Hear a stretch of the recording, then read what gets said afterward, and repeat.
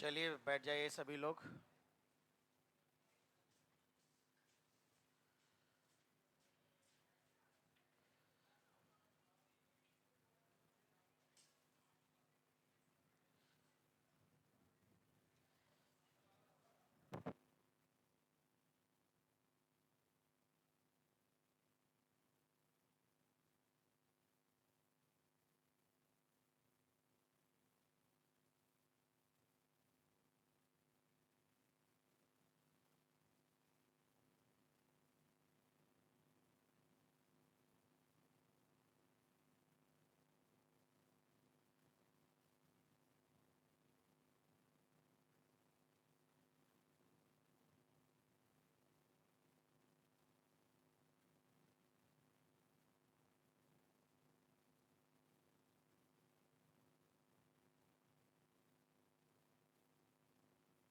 तो आज हम लोग स्टार्ट कर रहे हैं क्लास 11 का सबसे बड़ा भारी भरकम चैप्टर, रोटेशनल मैकेनिक्स। ये एक ऐसा चैप्टर है कि जिसको जितने दिन पढ़ो कम ही लगता है, और ये तुम्हारी सहन शक्ति, बर्दाश्त करने की क्षमता, समझ रहे हो, तुम्हारी मेहनत पर डिपेंड करेगा कि तुम कितने दिन इसको पढ़ पाओगे। उसी हिसाब से इसको ख़त्म करेंगे। तो बिल्कुल भी जब अब तक जितनी मैकेनिक्स पढ़ी है तुम लोगों ने क्लास में, वो पूरी यूज़ हो जाएगी इसमें। Starting from the kinematics, 1D motion, vector, NLM, work, power, energy, centre of mass, collision, impulse, कोई कोना नहीं बचेगा मैकेनिक्स का जिसके कंसेप्ट यहाँ यूज़ ना हो। और most scoring, one of the most scoring chapter है एडवांस के लिए स्पेशली। ठीक है ना? तो पूरी हिम्मत से और पूरे मन से पढ़ना है सबको, है ना? और डरना तो बिल्कुल नहीं है, आसानी से समझेंगे चीज़ों को। बस वही बात है कि जिस दिन गोला मारोगे उसके अगले दिन से समझ आनी बंद हो जाएगी, है ना? गोला नहीं मारोगे तो समझ आती रहेगी और परफॉर्म करते रहोगे। चलिए खैर, तो इसी को हम लोग कई नाम से इस चैप्टर को बुलाते हैं। रिजिड बॉडी डायनेमिक्स भी बोलते हैं, या रोटेशन या रोटेशनल मैकेनिक्स भी बुलाते हैं हम लोग इसको।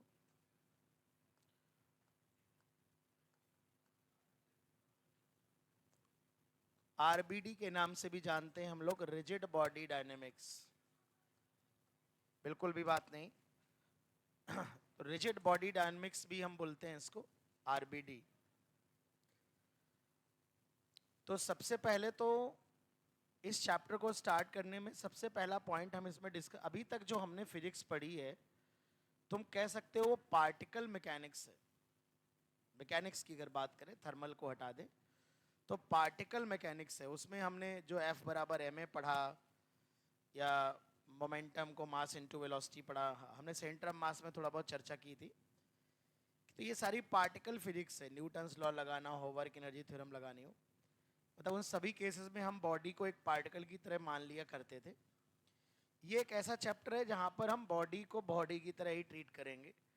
ये भी मैटर करेगा कि बॉडी के किस पॉइंट पे फोर्स लगाया है, और बॉडी जब मोशन करेगी तो हम ये भी देखेंगे कि बॉडी के अलग अलग पॉइंट्स के मोशन की प्रॉपर्टीज़ में क्या डिफरेंस है। मतलब पूरी बॉडी के मोशन को एज ए होल डिस्कस नहीं करेंगे, बॉडी के इंडिविजुअल पॉइंट्स के मोशन पे भी बात होगी। तो चलिए सबसे पहले शुरू करते हैं रिजिड बॉडी से। रिजिड बॉडी की अगर हम बात करें कि व्हाट इज रिजिड बॉडी, तो नाम से ही पता चल रहा है कि रिजिड, कठोर। तो कोई ऐसी बॉडी जिस पे अगर आप फोर्स लगाते हैं, कल हम इलास्टिसिटी पे बात कर रहे थे, आप लोग को याद होगा, तो हमने कहा था कि जब हम फोर्स लगाते हैं कोई किसी भी बॉडी पर, तो वो उसमें डिफॉर्मेशंस होते हैं, बॉडी का शेप और साइज बदलता है। लेकिन रिजिड बॉडी को हम देखें तो एक आइडियल कॉन्सेप्ट है।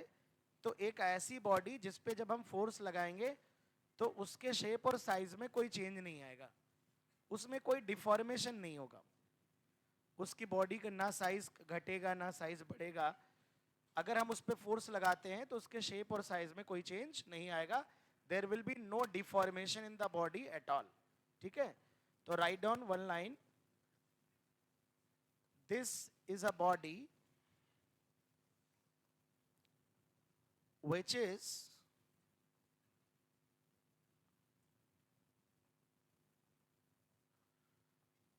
not deformed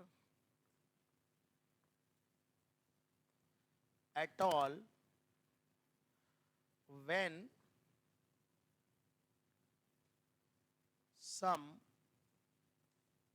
when external forces are applied on it.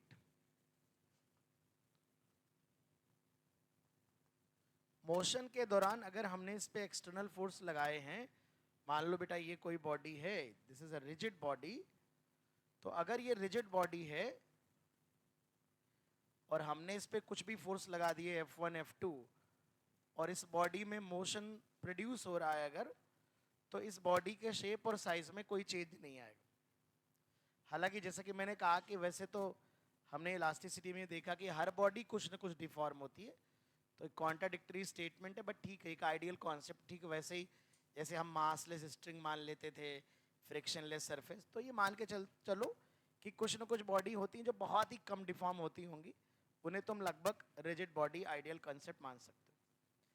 तो अब तुम एक बात मुझे बताओ जरा कि अगर कोई रिजिड बॉडी है बेटा, अगर कोई रिजिड बॉडी है और उस रिजिड बॉडी के अंदर मैं दो पॉइंट मान लूं, कोई ए और बी, दो पार्टिकल मान लूं ए और बी, उनके बीच की डिस्टेंस डी है और ये एक रिजिड बॉडी है, और ये रिजिड बॉडी बेटा क्या कर रही है, ये मोशन कर रही है। रिजिड बॉडी जो है वो मोशन कर रही है, और इसके अंदर मैं कोई दो पार्टिकल मान लेता हूं, पार्टिकल ए और पार्टिकल बी। तो मुझे ये बताओ कि मोशन के दौरान जो दो पॉइंट्स हैं उनके बीच की डिस्टेंस बढ़ेगी कि घटेगी कि कांस्टेंट रहेगी? जितनी मैंने बातें बताई उस सोच के बताओ जरा। कांस्टेंट रहनी चाहिए। देखिए कल हम इलास्टिसिटी में पढ़ रहे थे, अगर बॉडी को कंप्रेस करेंगे, साइज छोटा कर दें, तो जो पार्टिकल्स के बीच की डिस्टेंस है वो घट सकती है, एक्सपैंड करा दें, पुल कर दें तो बढ़ सकती है। लेकिन ये चूंकि रिजिड बॉडी है और हम कह रहे हैं कि शेप और साइज में कोई चेंज नहीं आएगा फोर्स लगाने के दौरान, मोशन के दौरान, इसका मतलब है distance between any two points will not change. किन्हीं भी दो पॉइंट्स के बीच में जो डिस्टेंस होगी उसमें कोई चेंज नहीं आएगा।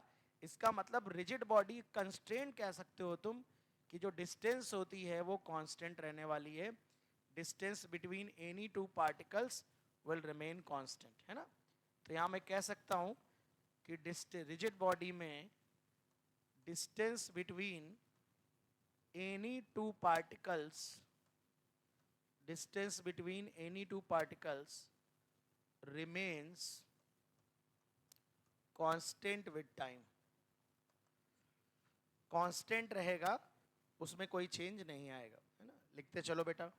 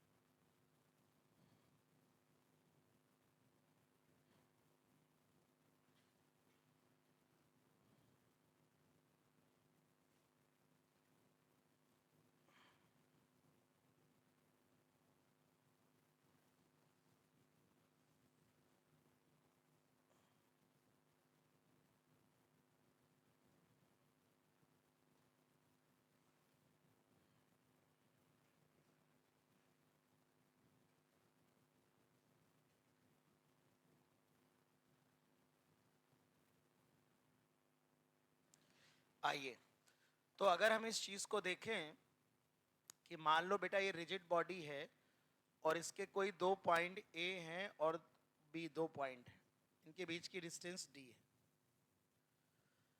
अगर मैं मान लूं कि रिजिड बॉडी किसी भी तरह का कोई मोशन कर रही होगी, है ना, हम आगे डिस्कस करेंगे, और इस ए पार्टिकल की वेलोसिटी हमको v1 पता है, एंगल θ1 है, और बी पार्टिकल की वेलोसिटी अगर हमको v2 पता है, v2 गिवन है, और ये इस लाइन के साथ ये जो ज्वाइन करने वाली लाइन है ये θ2 एंगल बना रहे हैं। तो अगर मैं कहूं कि V1 और V2 में क्या रिलेशन होगा, इसे हम रिजिड बॉडी कंस्ट्रेंट कहते हैं, रिजिड बॉडी कंस्ट्रेंट।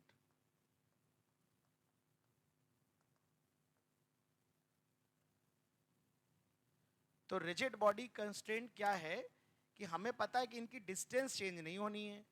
तो अगर मैं इसके वेलोसिटी के कंपोनेंट एक्सप्रेस करूं तो तुम देखो बेटा, ये V1 cos थीटा 1 एक कंपोनेंट आएगा, ये V1 sin थीटा 1 आएगा, ये V2 cos थीटा 2 इस डायरेक्शन में कंपोनेंट आएगा, ये V2 sin थीटा 2 आएगा।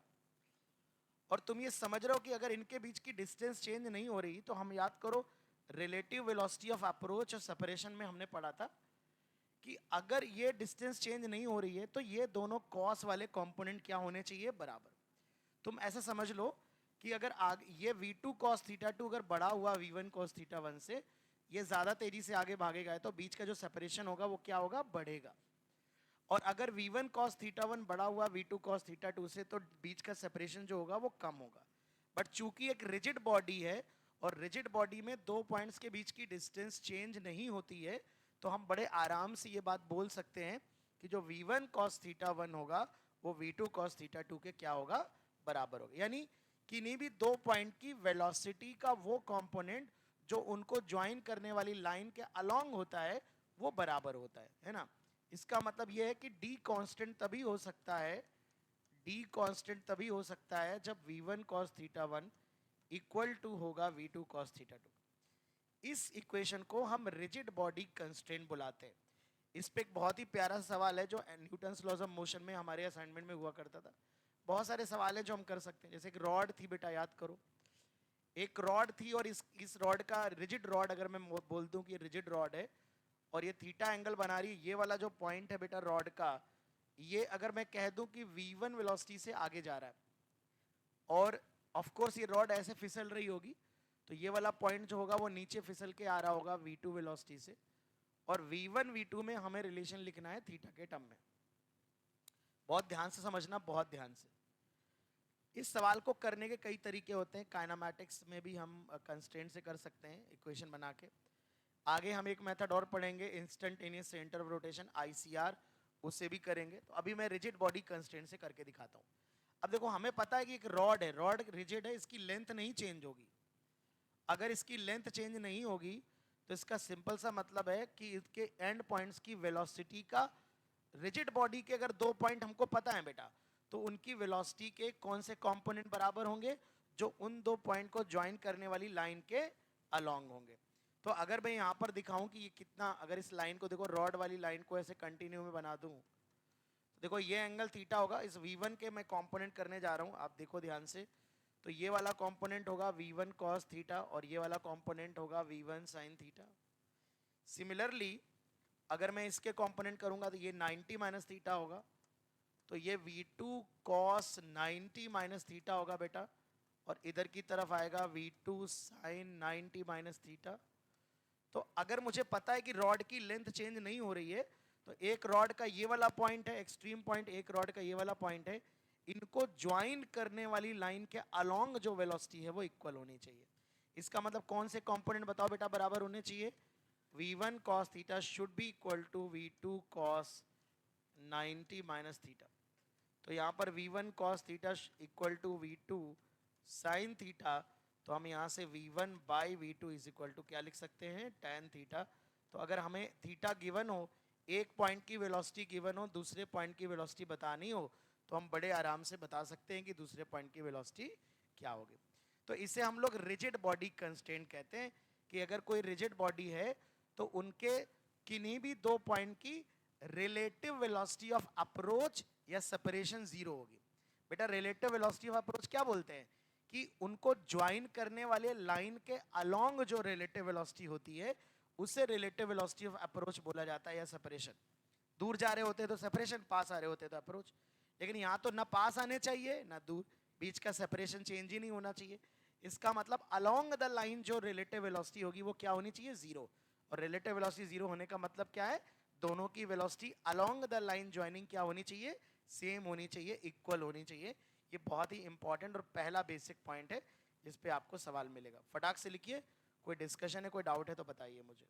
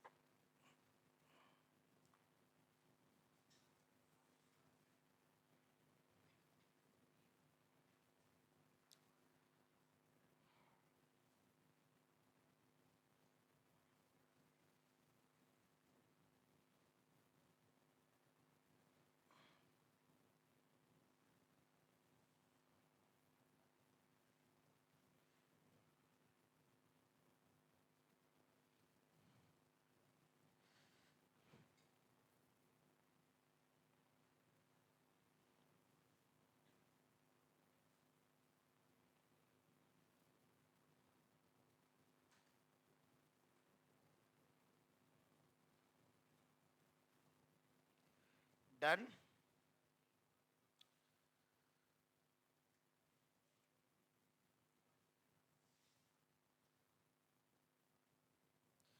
चलिए स्पीड में एक क्वेश्चन करके दिखाइए।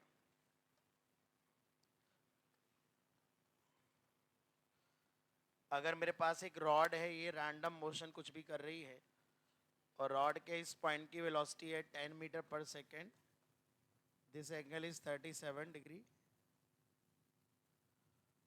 एंड ये इसकी वेलोसिटी v है इस पॉइंट की, a पॉइंट और ये b पॉइंट, और ये एंगल 60 डिग्री है। Find out v। चलो बताओ v क्या होगा। ये रॉड है, रिजिड रॉड।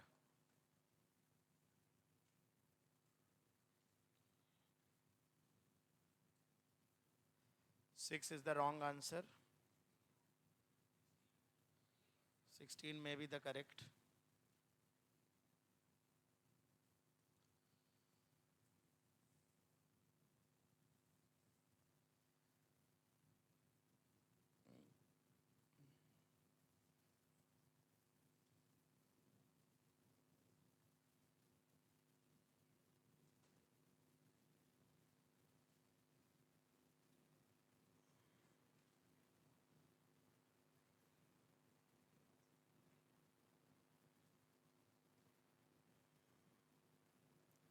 क्या करेंगे, लाइन ज्वाइनिंग के अलोंग सेम होने चाहिए ये वाला कंपोनेंट और ये वाले कंपोनेंट सेम होने चाहिए। मुझे सबका आंसर चाहिए भाई, मैं नहीं कर रहा, बताओ 16 आ रहा है। तो इसका कंपोनेंट क्या आएगा, 10 cos 37 इक्वल हो जाएगा v cos 60। तो 10 cos 37 होता है 4/5, ये v/2, तो v 16 मीटर पर सेकेंड। Very simple.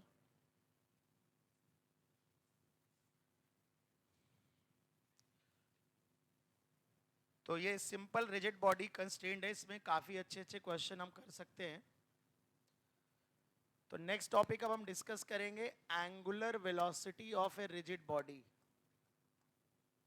ये बहुत ही इंपॉर्टेंट बेटा बात है, ध्यान देना जरा। Angular velocity of a rigid body,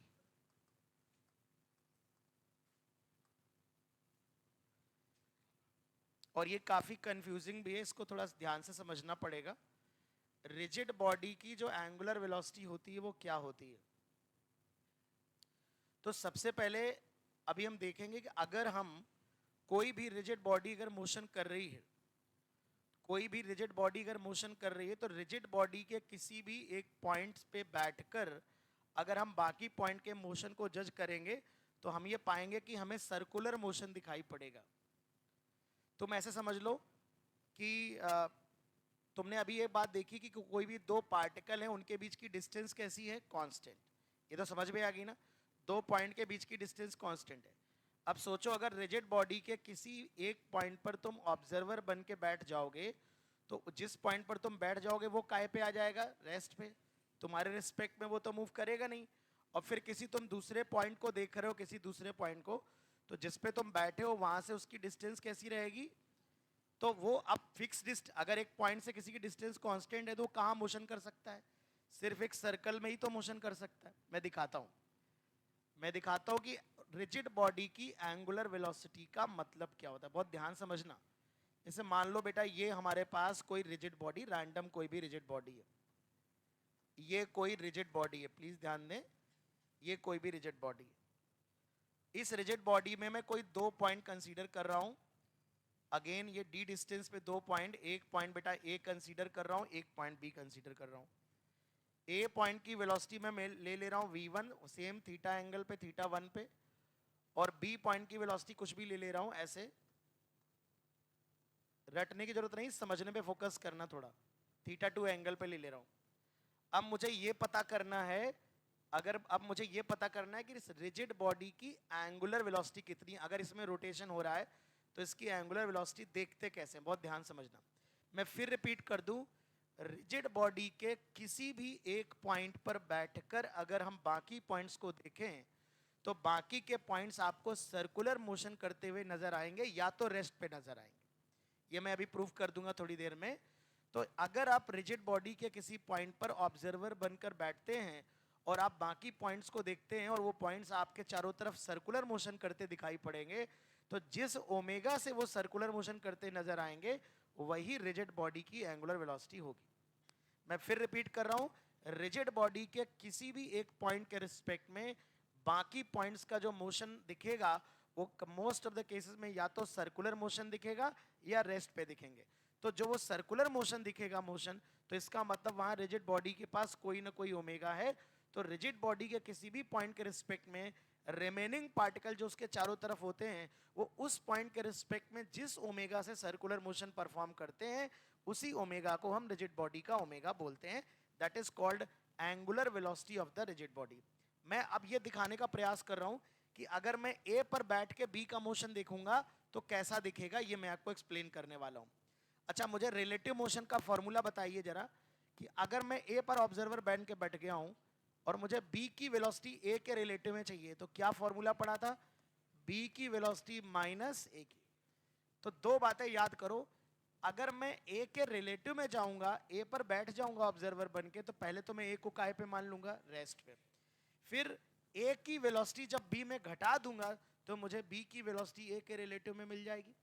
तो आइए मैं तुम्हें दिखाता हूं, मैं ये लाइन बनाने वाला हूं, ये भी पूरी बॉडी नहीं बनाऊंगा। तो ये मैंने लाइन बनाई बेटा, ये पॉइंट मेरा ए है और ये पॉइंट मेरा बी है। पहले मैं कंपोनेंट कर लेता हूं। तो v1 के दो कंपोनेंट किए गए, ध्यान देना बेटा, v1 cos थीटा 1, ये आएगा v1 sin थीटा 1। इधर दो कंपोनेंट किए, v2 cos थीटा 2, बताना जहां डाउट हो, v2 sin थीटा 2। अब मैं क्या करने जा रहा हूं, मैं a के रिलेटिव में b को देखने जा रहा हूं, तो मैं motion of b relative to a देखूंगा, रिलेटिव टू a, किसी भी एक पॉइंट का देख सकते हो, ये मैं यहां पर देखने जा रहा हूं। तो देखो a के रिलेटिव में मैं a पर ऑब्जर्वर बनकर बैठ गया, हियर आई एम, और मैं रेस्ट पे हूं, a को मैंने रेस्ट पे मान लिया। ये मैं b को देख रहा हूं जो मुझसे d डिस्टेंस पर है। अब चूंकि मैं b को a के रिलेटिव में देख रहा हूं, तो जो इसे वेलोसिटी दिख रही होगी वो कौन सी वेलोसिटी होगी, रिलेटिव वेलोसिटी। उसे वो पता कैसे चलेगी, b की वेलोसिटी में अगर a की वेलोसिटी घटा दूं तो मुझे जो भी रिजल्टेंट आएगा वो रिलेटिव वेलोसिटी आएगी।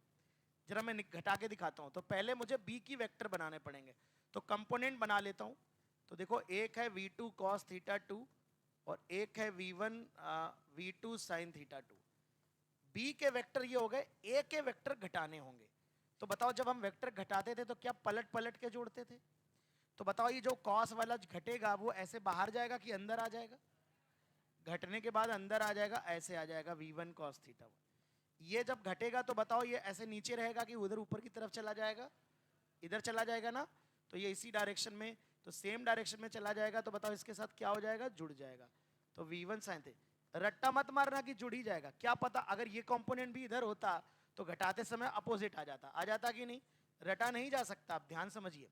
अब अभी अभी हमने रिजिड बॉडी कंस्टेंट पढ़ा है कि d तो चेंज होती नहीं है, इसीलिए हमने पढ़ा रिजिड बॉडी में v1 cos theta 1, v1 cos theta 1 किसके बराबर होता है, v2। ये हम पढ़ चुके हैं कि v1 cos थीटा 1 बराबर होगा v2 cos थीटा 2।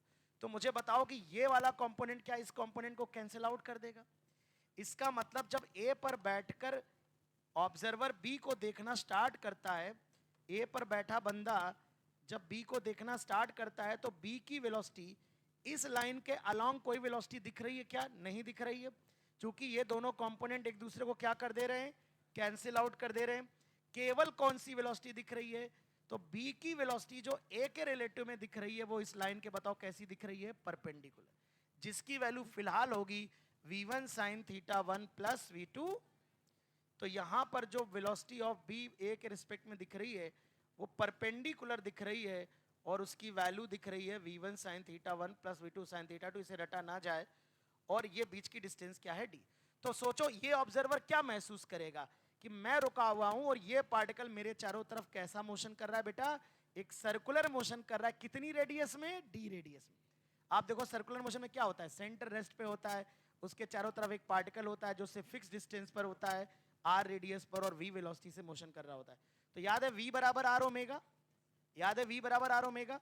तो इसका मतलब ये हुआ कि इस एक्सिस, इस पॉइंट के अबाउट ये पार्टिकल क्या करता महसूस हो रहा है, सर्कुलर मोशन में महसूस हो रहा है। और जिस ओमेगा से सर्कुलर मोशन में महसूस होगा उसी ओमेगा को हम रिजिड बॉडी को में। और ऐसा नहीं कि सिर्फ ए से बैठ के बी को देखा, बी पे बैठ के ए को देखोगे तो भी सेम ओमेगा आने वाला है। तो ये जो डी डिस्टेंस हो जाएगी ये ए के रिलेटिव में जो बी सर्कल बनाएगा उसकी रेडियस हो जाएगी। तो ओमेगा कैसे लिखोगे, ये जो परपेंडिकुलर वी बराबर आर ओमेगा, तो ओमेगा बराबर वी अपॉन आर। तो v की जगह ये परपेंडिकुलर आएगा, ये जो b के रिलेटिव में a की वेलोसिटी है परपेंडिकुलर वाली, और ये v अपॉन r करेंगे, r की जगह क्या आ जाएगा, r की जगह d आ जाएगा। तो जो भी एंगुलर वेलोसिटी आ रही है वो यही एंगुलर वेलोसिटी आएगी। यहाँ पर जो ओमेगा आ जाएगा, इस केस में अगर मैं वैल्यू रखूं तो ये जो परपेंडिकुलर वाली वेलोसिटी है ये v1 sin theta 1 plus v2 sin theta 2 है, और डिवाइड बाई डिस्टेंस क्या है, d। तो यहाँ पर लेकिन इसे मत रटना क्योंकि यहाँ माइनस भी आ सकता है, थीटा कहीं से भी हो सकता है। तो कुल मिलाकर दो बातें यहाँ पर बहुत इंपॉर्टेंट है बेटा। पहली बात कि रिजिड बॉडी की एंगुलर वेलोसिटी कहते किसको है। तो मैंने कहा कि रिजिड बॉडी किसी भी प्रकार का मोशन कर रही हो ऊट पटांग किस्म का, लेकिन यदि रिजिड बॉडी के एक पॉइंट से बैठ के बाकी पॉइंट्स को देखा जाए तो बाकी के पॉइंट सिर्फ एक ही सर्कुलर मोशन उसके चारों तरफ करते हुए नजर आएंगे। तो जिस ओमेगा से कोई भी पॉइंट्स किसी एक पॉइंट के रिस्पेक्ट में सर्कुलर मोशन परफॉर्म करते हैं उस ओमेगा को रिजिड बॉडी की एंगुलर वेलोसिटी हम बुलाएंगे, ठीक है ना। ओमेगा कैसे निकलेगा, तो किन्हीं भी दो पॉइंट की अगर तुम रिलेटिव वेलोसिटी ले लोगे तो हमेशा परपेंडिकुलर ही आएगी, क्योंकि लाइन के अलोंग वाले कंपोनेंट तो हमेशा क्या हो जाने हैं, कैंसिल आउट। रिजिड बॉडी है, कैंसिल आउट हो जाएंगे।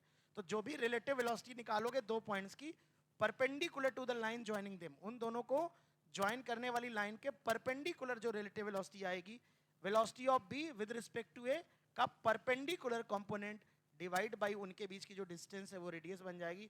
ओमेगा बराबर वी बाई आर, वी बराबर आर ओमेगा वाला फॉर्मूला लगाया है और हमने एंगुलर वेलोसिटी निकाल ली है। इसको फटाक से लिखो, फिर मैं एक दो एग्जांपल्स दिखाता हूं आपको, फिर हम इसके आगे की कहानी सुनाएंगे आपको।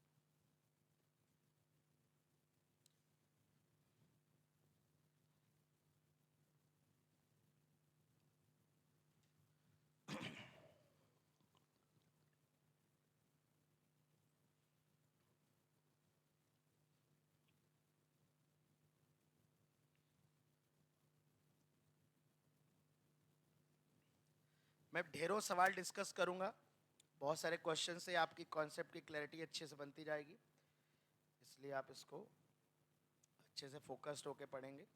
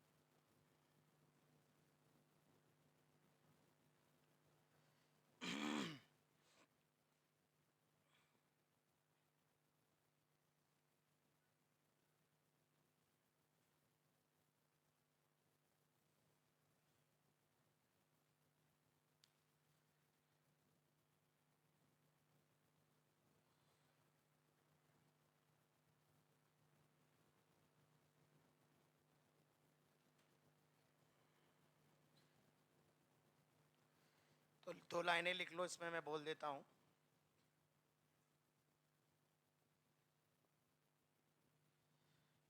Noted.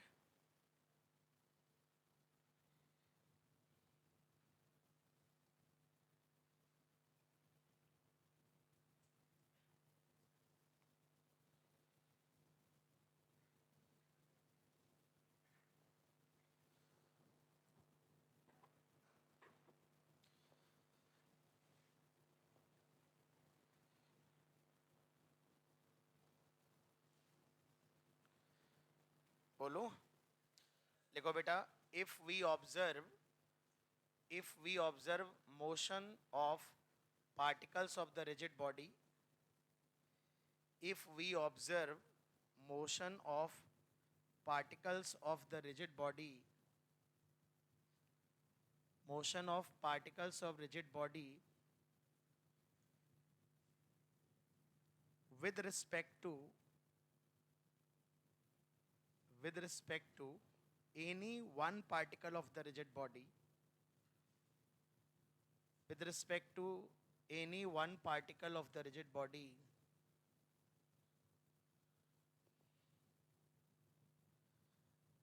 with respect to any one particle of the rigid body, then this motion is found to be circular. Then this motion is found to be circular.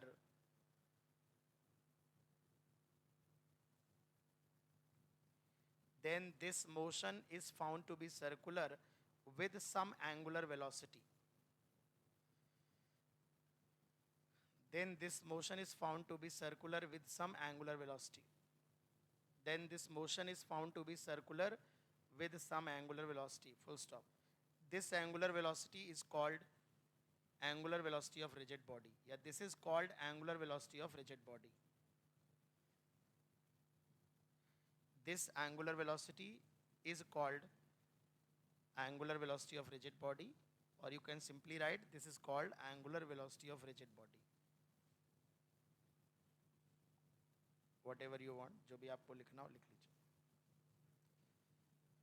तो किसी भी सरल भाषा में, किसी भी एक बॉडी के एक पॉइंट से देखेंगे तो बाकी के सारे पॉइंट्स का मोशन सर्कुलर ही दिखेगा. अगर मोशन दिखेगा तो जिस ओमेगा से वो सर्कुलर मोशन देखते हैं वो जो है वही ओमेगा रिजिड बॉडी का ओमेगा कहलाता है. एक बात मैं और यहाँ लिखवाना चाहूँगा, लिख लो, एक पॉइंट छोड़कर, एक लाइन छोड़कर लिखो, angular velocity of rigid body is equal about all points. Angular velocity of a rigid body, angular velocity of a rigid body, angular velocity of rigid body is equal about all points. इसका मतलब ये हुआ बेटा कि कोई भी rigid body अगर किसी भी रैंडम मोशन में कर रही है तो चाहे मैं एक्सिस यहाँ से पास करा दूँ, इस पॉइंट से पास करा दूँ, चाहे मैं एक्सिस इस पॉइंट के पास करा दूँ, चाहे इस पॉइंट से पास करा दूँ, चाहे कहाँ से, चाहे किसी भी पॉइंट से पास होने वाला. अगर मान लो जैसे ये प्लेट है हमारे पास, तो अगर मैं इस एक्सिस के अबाउट निकालूंगा, इस पॉइंट से पास होने वाली, या सेंटर ऑफ मास के अबाउट देखूंगा, या यहाँ से देखूंगा, या यहाँ से देखूंगा, किसी भी पॉइंट से मैं ऑब्जर्व करूंगा. ऐसा नहीं होगा कि मैं ए पर बैठ के देखूंगा तो ओमेगा अलग दिखेगा, बी पर बैठ के देखूंगा तो ओमेगा अलग दिखेगा. किसी भी पॉइंट पर बैठ के देखिए ओमेगा सेम ही आने वाला है, सेम सेंस में आने वाला है. तो इसलिए मैंने कहा कि सभी पॉइंट्स के अबाउट ओमेगा सेम होगा. यानी अगर मैं इस पॉइंट से अबाउट ओमेगा देख रहा हूँ, अबाउट दिस एक्सिस, तो इस पॉइंट से पास होने वाली एक्सिस के अबाउट देखोगे तो भी वही ओमेगा से बॉडी रोटेट करती दिखेगी. यहाँ पर बैठ जाओगे तो भी उसी ओमेगा से दिखेगी.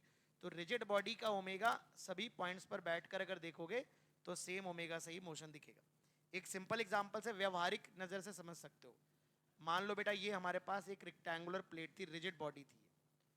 मान लो इसको हमने थोड़ा घुमा दिया, रोटेट कर दिया थोड़ा सा. तो जब मैंने इसको रोटेट किया तो मान लो क्लॉकवाइज थोड़ा सा रोटेट किया, तो अब ये ऐसी हो गई. ये बॉडी जो इस तरह से थी वो इस तरह से हो गई, और मैंने थीटा एंगल रोटेट कर दिया. बहुत ध्यान समझना, अब समझना जरा ध्यान से. ए बी सी डी मान लो ये 4 पॉइंट्स थे.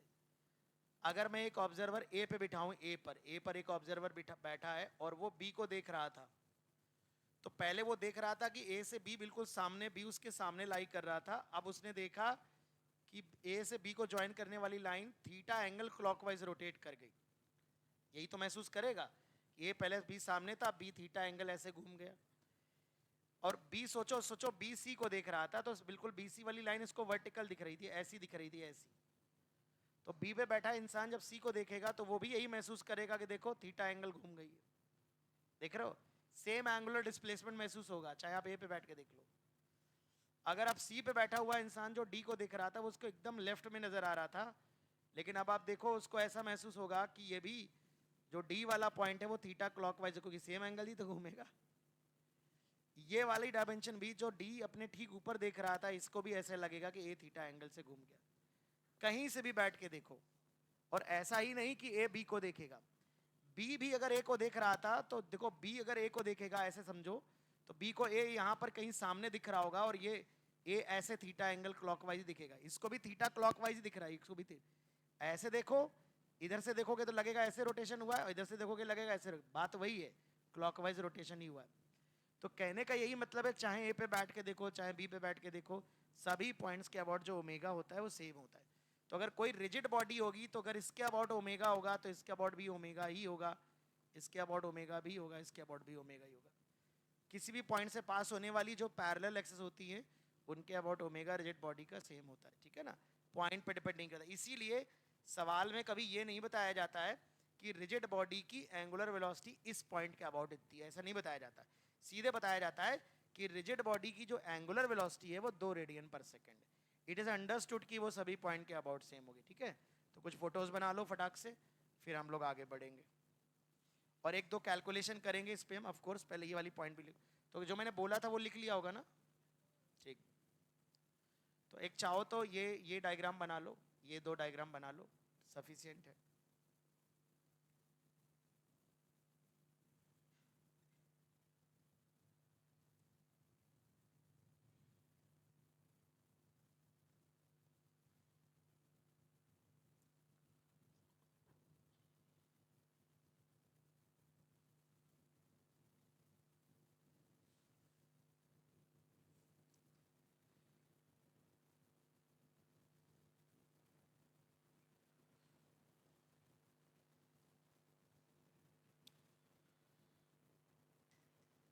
ला,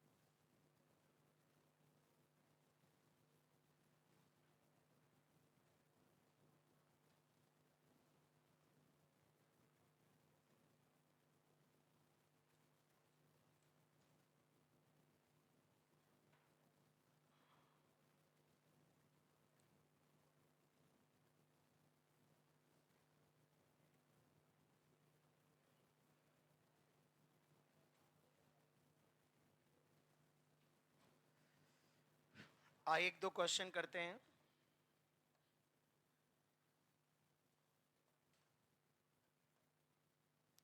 बेटा हमारे पास एक ये रॉड है, मान लेते हैं रिजिड रॉड है, रिजिड रॉड है, इस रॉड की लंबाई है 2 मीटर, और ये वाला जो पॉइंट है ये 10 मीटर पर सेकेंड से 37 डिग्री पे जा रहा है। ये वाला जो पॉइंट है ये मान लेते हैं 60 डिग्री एंगल पे इधर जा रहा है, या 53 मान लेते हैं, ये ठीक रहेगा। तो 2 क्वेश्चन यहाँ पर हमें डिस्कस करने। पहला, find out number 1 v velocity of this point a and b। तो b पॉइंट की वेलोसिटी बतानी है। Angular velocity of rigid body, angular velocity of rod भी बताना है, रॉड की एंगुलर वेलोसिटी क्या होगी। ट्राई करना चाहोगे कि मैं बताऊं? ट्राई करना चाहोगे, चलो वेरी गुड।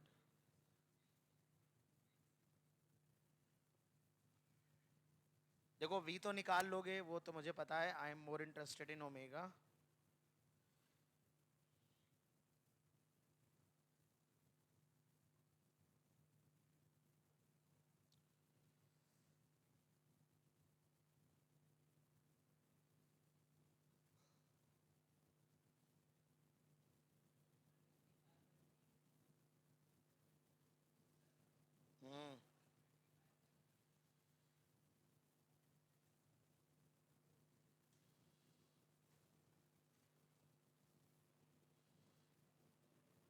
25/3 अली, मुझे नहीं पता, आंसर देखेंगे चेक।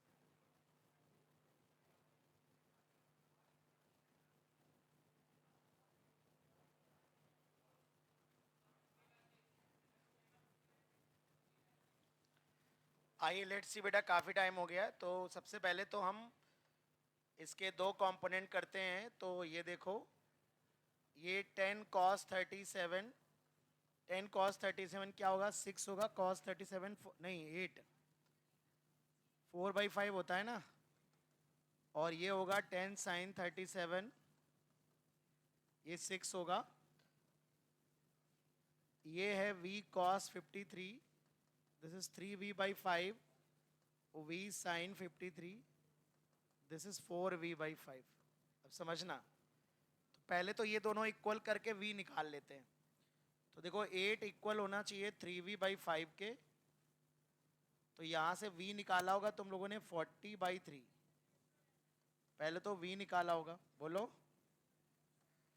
फिर तुम देखो, बहुत ध्यान से देखना, बहुत ध्यान से देखना। अब अगर मैं a पर बैठ जाऊं ऑब्जर्वर बन के और b की वेलोसिटी a के रिलेटिव में निकालूं, बहुत ध्यान देखना। तो देखो b की वेलोसिटी इधर की तरफ क्या है, 4v/5 है, इधर की तरफ है 3v/5, और इसकी वेलोसिटी मुझे घटानी पड़ेगी इसके रिलेटिव में। तो ये वाली इधर की तरफ 8 है और ये नीचे की तरफ है, तो पलट के जाएगा तो ऊपर की तरफ 6 हो जाएगा। ये तो बराबर ही है, कैंसिल आउट हो जाएंगे, ये तो आएंगे ही नहीं। तो इनके बारे में देखो ही मत, क्योंकि हमें पता है इनको ज्वाइन करने वाली लाइन के परपेंडिकुलर ही रिलेटिव वेलोसिटी लेनी है हमें, और आएगी ही परपेंडिकुलर, अलोंग द लाइन हमेशा जीरो हो जाएगी। तो आगे चल के अगर सिर्फ ओमेगा पूछा जा रहा है तो आप सिर्फ इन कंपोनेंट से मतलब रखो, इन कंपोनेंट से मतलब ही ना रखो। तो तुम देखो कि अब इस पॉइंट को क्या लगेगा कि ये पॉइंट इतनी वेलोसिटी से सर्कुलर मोशन ओमेगा में एंटी क्लॉकवाइज रोटेट कर रहा है। तो क्या आएगा ओमेगा बताओ, ये आएगा 4v/5 प्लस 6, और डिवाइड बाई बीच का डिस्टेंस, ये d बराबर कितना है, 2 मीटर, लेंथ ऑफ रॉड हो जाएगी ना 2 मीटर। तो बताओ v कितना है, 40/3, तो 4/5 इंटू 40/3 प्लस 6 पूरे में डिवाइड बाई 2 कर देंगे,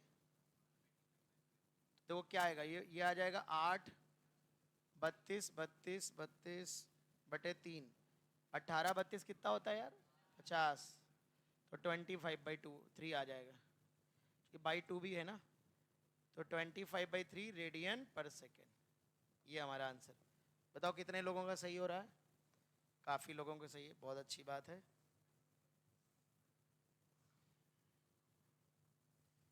एक और मैं सिंपल सा क्वेश्चन दे रहा हूं,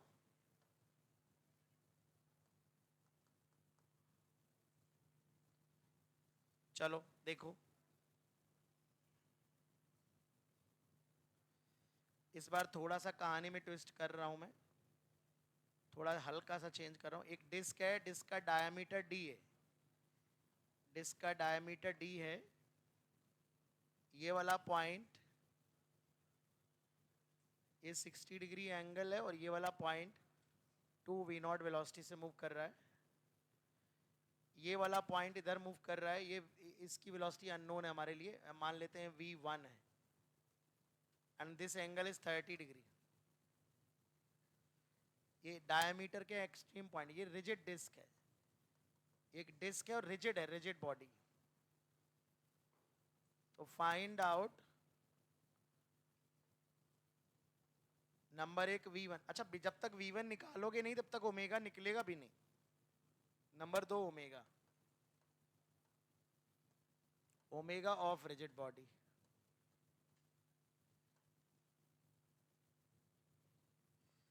तुम्हारा विरल चश्मा भूला है क्या? दिख रहा है?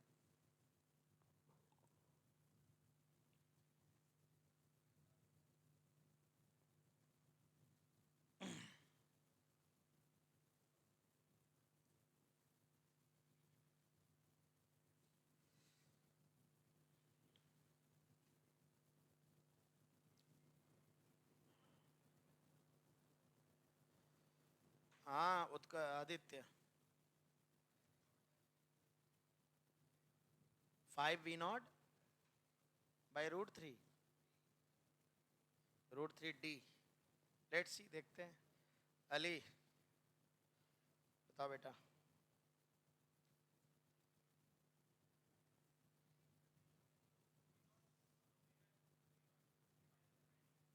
v0 √3 -1/d। इस टेस्ट में किसी के 70+ मार्क्स आए हैं फिजिक्स में? एनीबॉडी? पेपर ज़्यादा अच्छा बना दिया? कितने आए कॉनिक? अच्छा, आंसर बता रहे हो। 2v0 ओमेगा 0 आ रहा है। हाँ, आश्चर्य, क्या बोल रहे हो यार, 0 मुश्किल लग रहा है। कटेगा नहीं यार लग रहा। अभी यार ओमेगा क्या आ रहा है? हाँ बताओ अध्ययन। 2v0/√3d। तुम्हारा बेटा प्रतीक? मेरी बेटियां क्या बता रही हैं? मेरे देश की बेटियां बताएं। हाँ, गुड गुड। तुमने कोई क्लास आने के बाद बंक मारी आज तक?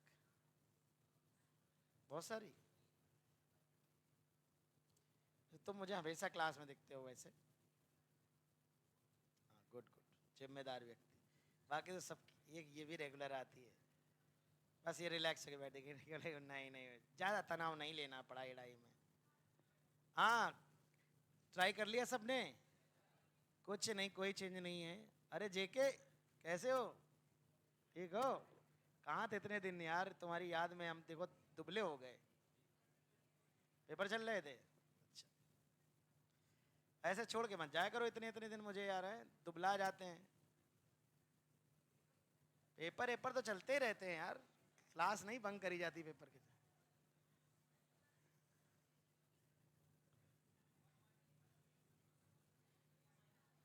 चलो बताओ। तो अगर तुम ध्यान से देखो तो सबसे पहले ए और बी, दो पॉइंट अगर हम देखें, ए और बी, बीच की डिस्टेंस डी गिवन है, तो सबसे पहले तो v1 निकाल लेते हैं। तो क्या मैं डायरेक्टली लिख दूं, चलेगा? 2v0 cos 60 should be equal to v1 cos 30। क्या सबने ही किया है क्या? तो 2v0 cos 60 is 1/2 and v1 cos 30 is √3/2। So v1 is 2v0/√3। यार ये तो सब गलत बता रहे हो। सभी लोग 2v0 2v0 2v0 बता रहे हो। √3 तो किसी ने नहीं बताया, ये बता रहे थे क्या? अच्छा अच्छा, वही मैं कहूँ, इतने नालायक तो नहीं हो यार तुम लोग। ओमेगा, ओमेगा देखते हैं, ओमेगा, ओमेगा बताओ क्या आ रहा है?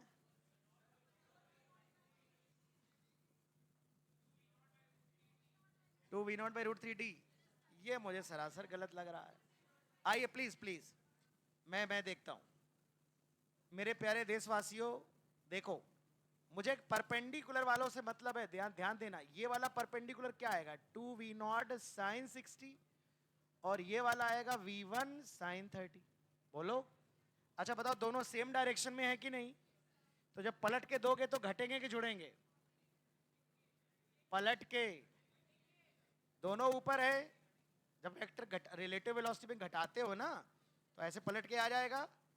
तो अब पहले से आप सेम डायरेक्शन में है तो अपोजिट हो जाएंगे, सब्ट्रैक्ट हो जाएंगे।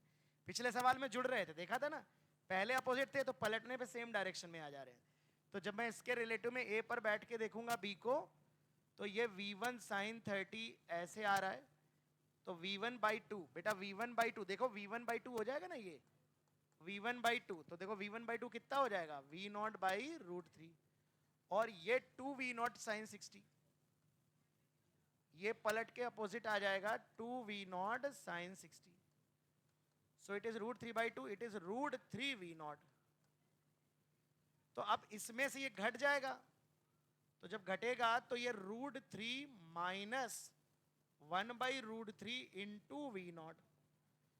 तो ये आ रहा है 2v0/√3। अरे वाह, बात तो सही कह रहे थे तुम लोग। और डिस्टेंस d है, तो ओमेगा क्या हो जाएगा? ओमेगा हो जाएगा 2v0/√3/d। कितने विद्यार्थियों का सही हो रहा है आंसर? Good good. इतने गधे नहीं हो जितना मैं बोल देता हूं कभी कभी, लेकिन मेहनत से नहीं पढ़ते हो। बताओ, इतना मन से पेपर बनाया गया तुम्हारे लिए और 70 नंबर नहीं लाए, बताओ। यही गोले मारने का नतीजा है। इतना शुद्ध पेपर बनाया, इतना बढ़िया पेपर डिजाइन किया गया था। काइनामेटिक 1D 2D में तो दुनिया स्कोर कर देती, यही असली फिजिक्स चल रही है।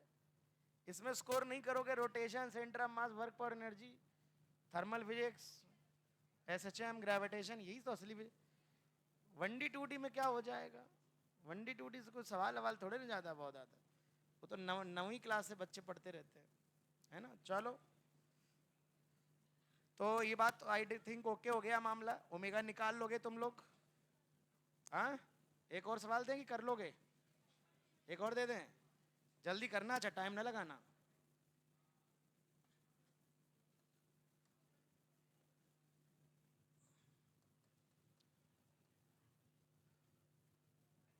एकदम सरल सवाल देंगे। रॉड का ये वाला पॉइंट 4 मीटर पर सेकेंड से इधर जा रहा है, रॉड के परपेंडिकुलर। ये वाला पॉइंट 10 मीटर पर सेकेंड से इधर जा रहा है, 10 नहीं 12 मीटर पर सेकेंड से। रॉड की लंबाई है 4 मीटर।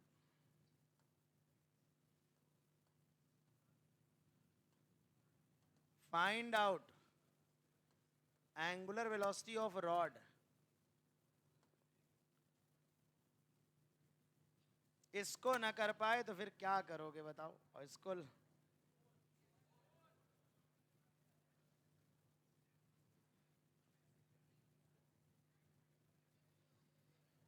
बोलो मेरे सांवरे बलम, क्या होगा बेटा? जल्दी बताओ। 4 रेडियन पर सेकेंड। क्या कह रहे हो? वेल, तुम्हारी बात सुन नहीं पा रहे हैं।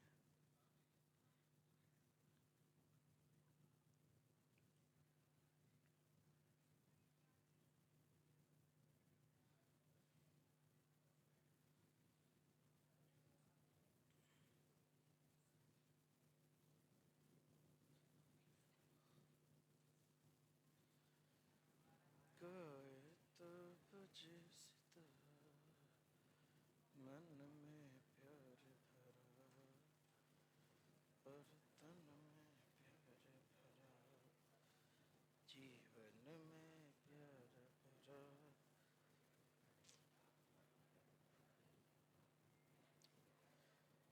बेटा इसका आंसर 4 रेडियन पर सेकंड आएगा।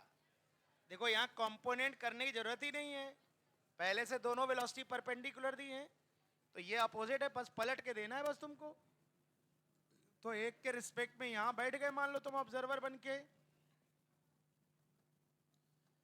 यहां तुम बैठे, तुम यहां पर बैठे हुए गाना गुनगुना रहे हो तुम। 4 तो इसकी थी, तुमने 12 इसको पलट के दे दी, तो इसके बाद टोटल कितनी हो गई बोलो? तो ये 16 हो गई, परपेंडिकुलर ही तो होगी, बताओ। 12 4 16, बीच की डिस्टेंस कितनी थी? 4 मीटर। तो 4 रेडियन पर सेकेंड। सिंपल बात है, वेरी सिंपल। बताओ कोई परेशानी हो बेटा? यहाँ कंपोनेंट करने की जरूरत ही नहीं, ऑलरेडी वेलोसिटी परपेंडिकुलर थी। अच्छा, अगर इतना कर ही रहे हो उस खुशी के मौके पे एक सवाल और बताओ। ये वाला मान लो 12 मीटर पर सेकेंड सही से जा रहा होता, ये वाला 2 मीटर पर सेकेंड सही से जा रहा होता, रॉड की लंबाई 10 मीटर होती। हाँ, यही चाहिए मुझे, देख के आंसर बता दो कितना आएगा ओमेगा। ये परपेंडिकुलर को सोचे, सेम डायरेक्शन में है, तो सेम डायरेक्शन में तो रिलेटिव वेलोसिटी घट जाएगी सीधे सीधे, और तब दूरी कितनी है इधर? 1 आ जाएगा, खत्म बात। यही तीव्रता चाहिए मुझे तुम लोगों के अंदर, ये जुनून, ये बस बरकरार रखना महीना भर, है ना? हाँ, परसों से एकदम ये न हो जाना, परसों से एकदम डाउन चले आ रहे हो। यही एनर्जी मेंटेन रखनी, आगे बढ़ा जाए। हेडिंग लगाइए, types of motion of rigid body.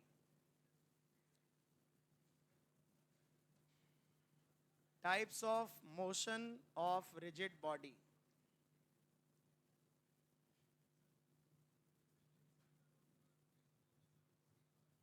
बिल्कुल हो सकता है,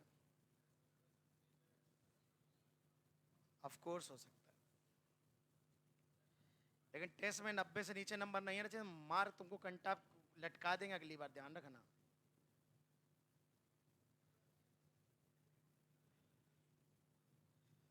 क्योंकि हम ज्ञान का सम्मान तभी तक करेंगे जब तक नंबर आएंगे, नहीं तो मार पटक के मारे जाओगे तुम लोग, ध्यान रखना। बहुत मारता हूँ मैं, डंडा लेके आऊंगा, हड्डियां तोड़ दूंगा। हाँ आओ, शाबाश बेटा, लेकिन अगर करते रहोगे तो। चलिए तो बेटा, types of motion of a rigid body.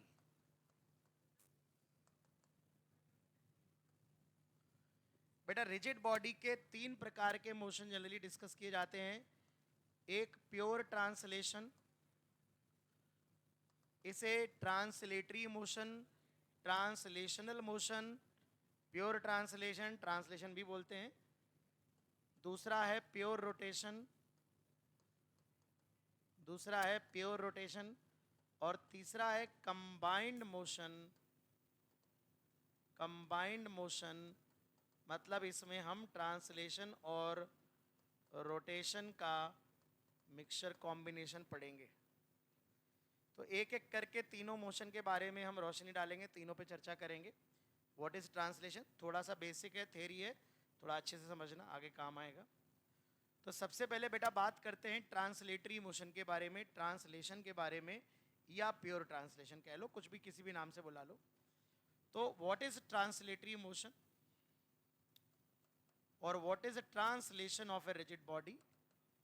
Translational motion of a rigid body.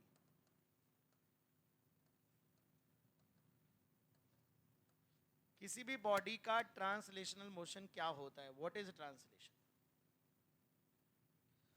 तो बेटा जब भी कोई बॉडी इस प्रकार से मोशन करे कि उसका ओरिएंटेशन चेंज ना हो कोऑर्डिनेट एक्सिस के रिस्पेक्ट में,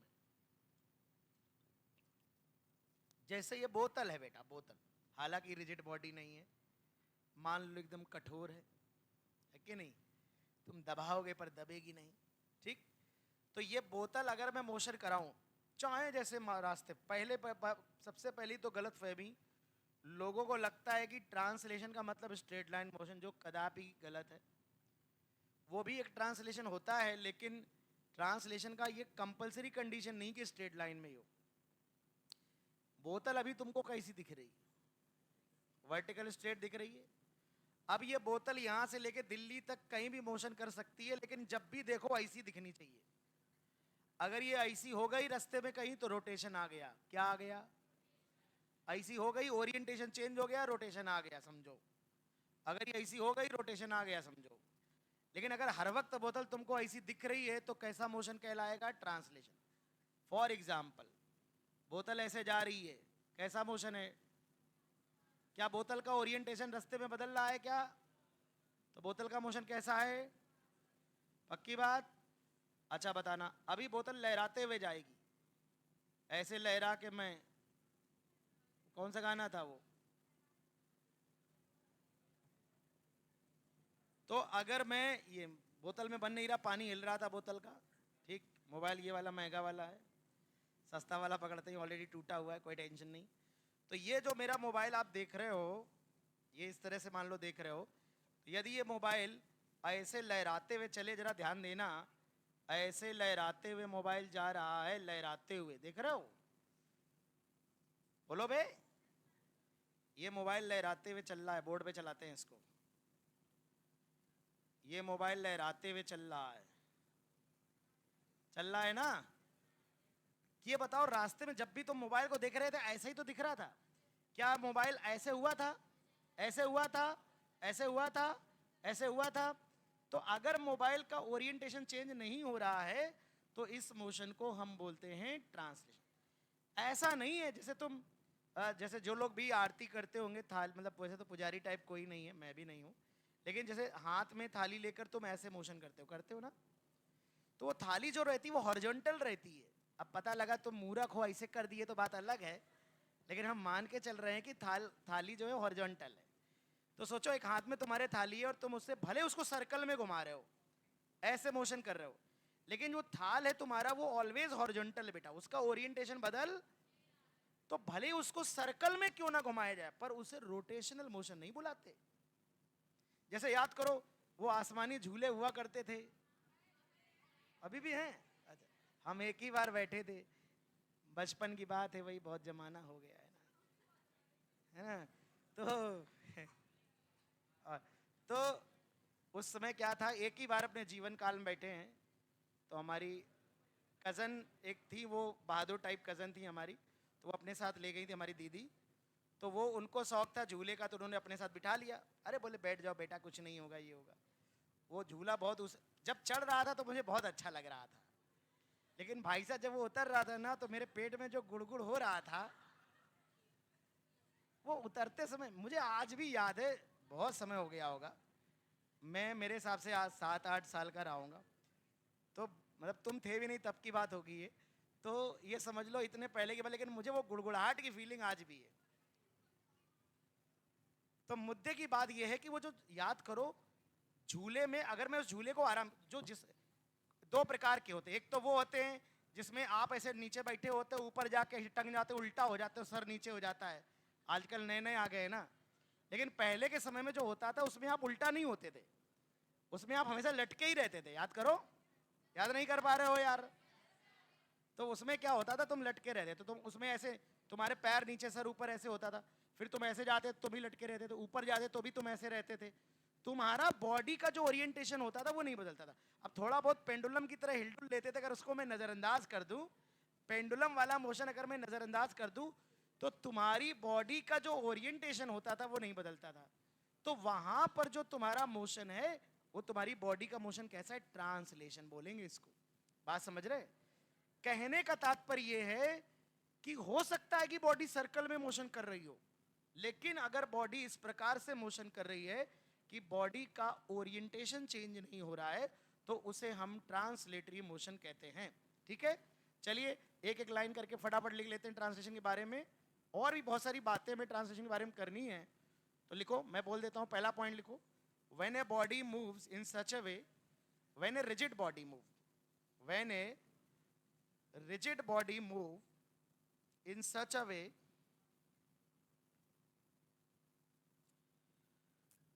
when a rigid body move in such a way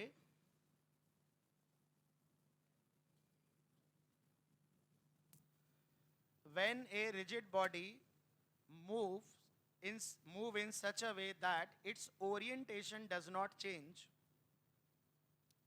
Its orientation does not change.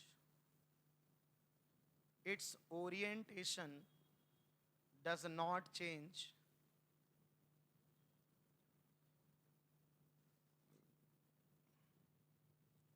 Comma, motion is called translation. Motion is called translation. तो जैसे अगर मैं आपसे कहूं कि मेरे पास मान लो बेटा एक सर्कुलर डिस्क है, ये हमारे पास सर्कुलर डिस्क है। इस सर्कुलर डिस्क में ये मैंने एक इमेजिनरी डायमीटर बना दिया ए बी और ये सेंटर पॉइंट सी।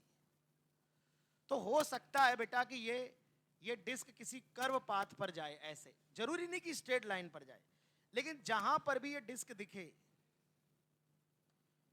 जहां पर भी ये डिस्क, इसके जो अलग अलग पॉइंट्स होंगे ये ऐसे, जो बी, अगर इस सी पॉइंट का पाथ ऐसा है तो बी पॉइंट भी ऐसे इस तरह से मोशन कर रहा होगा,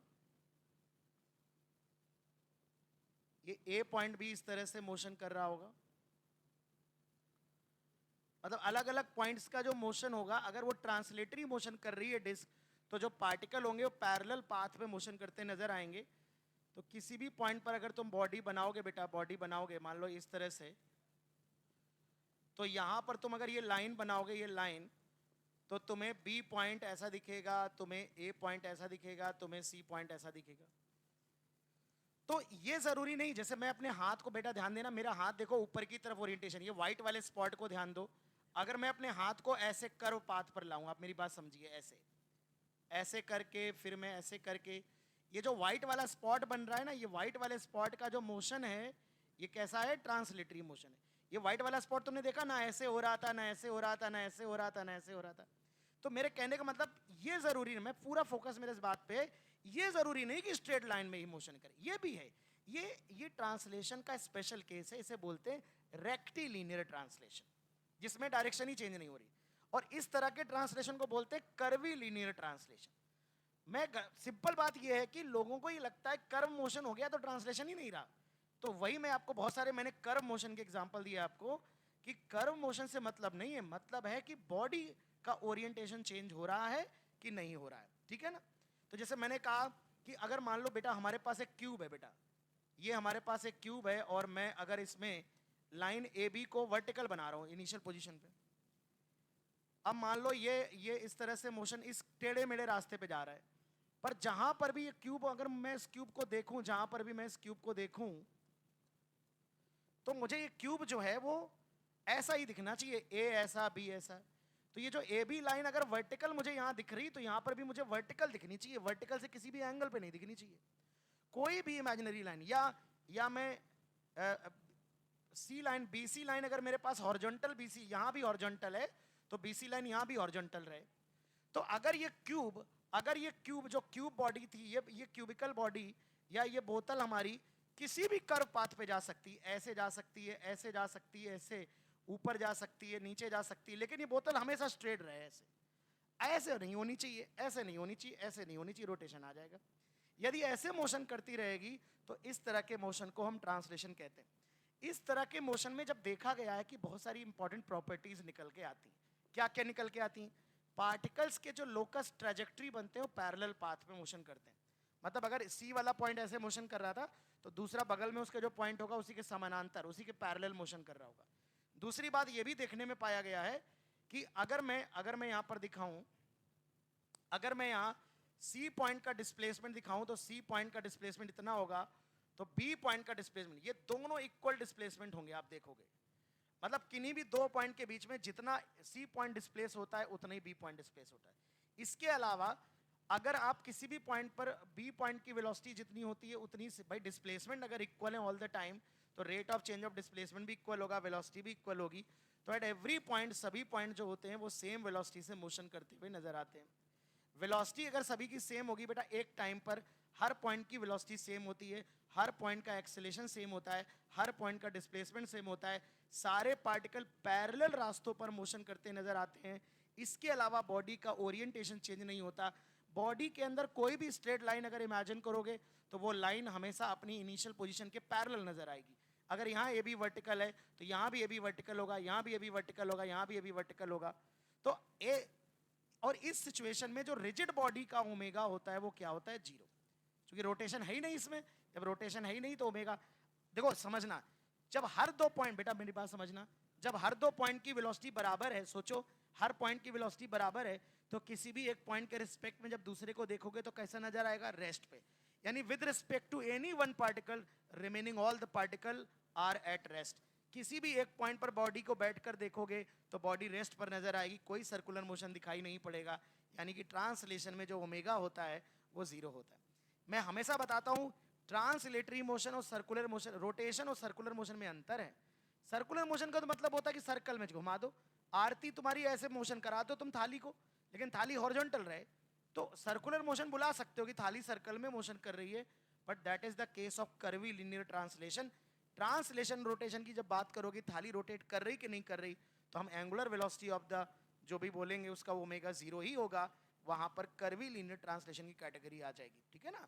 तो ये बिल्कुल भी, हाँ ये बात सच है कि जब बॉडी एकदम स्ट्रेट लाइन में मोशन करती है ऐसे, जब बॉडी बिल्कुल स्ट्रेट, ये वाला पॉइंट भी v वेलोसिटी से, ये वाला पॉइंट भी ऐसे जाएगा, ये वाला पॉइंट भी ऐसे जाएगा, तो इस तरह के मोशन को, इस तरह के मोशन को, ये मान लो a है, ये b है, ये a है, ये b है, इस तरह के मोशन को रेक्टिलिनियर ट्रांसलेशन बोला जाता है। This is the special case of translation, but this is not only one case of translation. इस तरह का ट्रांसलेशन भी बेटा पॉसिबल है, इस बारे में ध्यान दें। तो मैं कुछ पॉइंट्स लिखवा देता हूं, फिर ये डायग्राम सारे बना लीजिएगा आप। तो मैंने पहला पॉइंट लिखा है, नेक्स्ट पॉइंट लिखिए। In translation all the particles move with same displacement. In translation, comma लिखो, in translation all the particles have same displacement, comma velocity. In translation all the particles have same displacement, comma same velocity, comma same acceleration at a given time.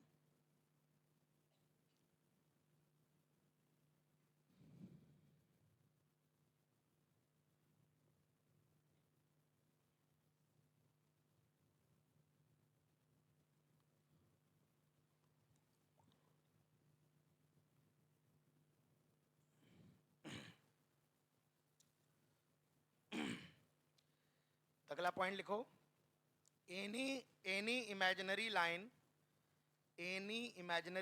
inside the rigid body, any imaginary line inside the rigid body, any imaginary line inside the rigid body remains parallel to its initial position, remain parallel to its initial position. अगला point लिखें, with respect to any one particle, with respect to any one particle, with respect to any one particle, remaining all the particles are found to be at rest. With, ये सब translation की properties हैं। with respect to any one particle, comma remaining all particles are found to be at rest. Remaining all particles are found to be at rest. In next point लिखिए, in pure translation angular velocity of the rigid body is zero. In pure translation angular velocity of the rigid body is zero.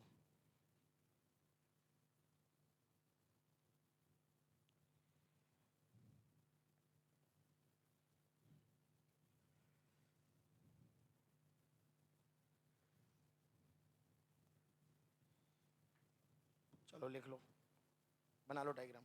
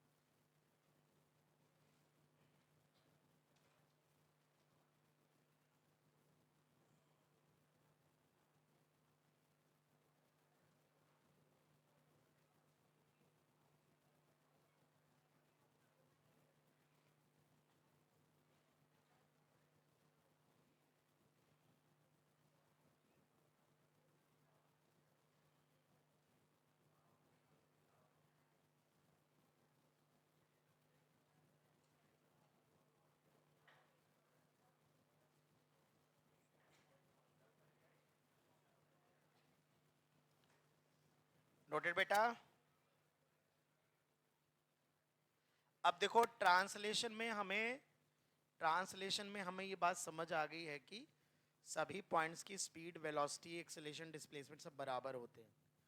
तो translatory motion में तुम body को हमेशा particle मान के question कर सकते हो, क्योंकि अगर सभी पॉइंट की वेलोसिटी सेम है तो सेंटर ऑफ मास की वेलोसिटी भी वही होगी। तो मैं अगर ट्रांसलेटरी मोशन बॉडी कर रही है तो मैं ये बताना चाहूंगा कि ट्रांसलेशन में तुम बॉडी का मोमेंटम क्या होता है? बॉडी का मोमेंटम होता है mass into velocity of Centrum. But चूंकि सभी की वेलोसिटी सेम है तो जो सबकी वेलोसिटी v होगी वही किसकी होगी? Centre of mass. You can simply apply p बराबर mv। मेरी बात समझ रहे हो? All the particles have same velocity at A given time instant. तो आप you can simply use p बराबर mv। फर्क तब पड़ेगा जब अलग अलग पॉइंट की वेलोसिटी अलग अलग होगी, तब हमें देखना पड़ेगा सेंटर ऑफ मास की क्या। ये मैं बता चुका हूं कि मोमेंटम mv नहीं होता बॉडी का। बॉडी का momentum is not simply mv, it is mass into velocity of Centrum. इसी तरह से सबका एक्सेलरेशन सेम है। याद करो मैंने न्यूटन्स लॉ लिखना सिखाया था रिजिड बॉडी के लिए। तो मास ऑफ एक्सेलरेशन ऑफ क्या होता है? सेंटर ऑफ मास। तो यहां पर भी सिंपल F बराबर ma लगा सकते हो, क्योंकि जब सबका एक्सेलरेशन सेम ही है तो जो पूरी बॉडी का होगा, जो हर पॉइंट का होगा, वही सेंटर ऑफ मास का होगा। ठीक है? हाँ, सबसे ज्यादा जरूरी है काइनेटिक एनर्जी, ध्यान देना थोड़ा सा। अब मैंने ये भी बेटा बात नहीं, मैंने ये भी बात करी थी कि काइनेटिक एनर्जी जो हाफ mv² होती है वो पार्टिकल के लिए होती है, बॉडी के लिए हाफ mv² हमेशा नहीं होती। तो यहां पर अगर मैं देखूं कि बॉडी के लिए क्या होगी, तो kinetic energy of rigid body जो होगी, बॉडी की kinetic energy in translational motion, इसे ट्रांसलेशनल काइनेटिक एनर्जी कहते हैं। तो मैं इसे ऐसे लिख देता हूं, के ई ट्रांसलेशनल। देखना, मान लो इसमें इनफाइनाइट पार्टिकल, बॉडी क्या है? Body is a system of infinite particles, बहुत सारे पार्टिकल्स होंगे उसमें, but all the particles will have same velocity at A given time. सभी की वेलोसिटी सेम होगी एक समय पर। बताओ, तो अगर मैं कहूंगा हाफ m1 v² पहले की, हाफ m2 v² दूसरे की, हाफ m3 v² तीसरे की, ऐसे बहुत सारे टर्म होंगे इनफाइनाइट। तो तुम देखो यहां पर क्या आ जाएगा, half m1 plus m2 plus m3, ये सब जुड़ जाएगा v²। चूंकि स्पीड सबकी सेम है तो तुम देखो इसमें कोई परेशानी नहीं होगी। यानी अगर कोई रिजिड बॉडी बेटा ट्रांसलेशनल मोशन करती है तो उसकी जो काइनेटिक एनर्जी होती है वो सिंपल हाफ mv² लग जा रही है। तो तुम देखो पार्टिकल के सारे फॉर्मूले लग जा रहे हैं, चाहे काइनेटिक एनर्जी हो, चाहे मोमेंटम हो, चाहे F बराबर ma हो, सारे के सारे फॉर्मूले पार्टिकल वाले लग जा रहे हैं। इसका मतलब है जब कोई बॉडी ट्रांसलेटरी मोशन करती है तो you can always treat a body as a particle for calculating the kinetic energy, momentum, force, ये सारी चीजें करने के लिए आप पार्टिकल जैसा ट्रीट कर सकते हो। ठीक है ना? बट हम देखेंगे कि आगे जब रोटेशन वगैरह आ जाएगा तो तुम बॉडी की जो काइनेटिक एनर्जी होगी वो हाफ mv² नहीं लिख पाओगे, और वो बॉडी के स्ट्रक्चर पे भी डिपेंड करेगी, बहुत सारी चीज़ों पर। तो पहले भी इतनी बात लिखो फटाक से। तो आज के बाद ध्यान रखिएगा, जो ट्रांसलेशनल काइनेटिक एनर्जी होती है, ट्रांसलेटरी मोशन के कारण जो काइनेटिक एनर्जी होती है वो हाफ mv² होती है, where capital M is the mass of body and v is the speed of the body.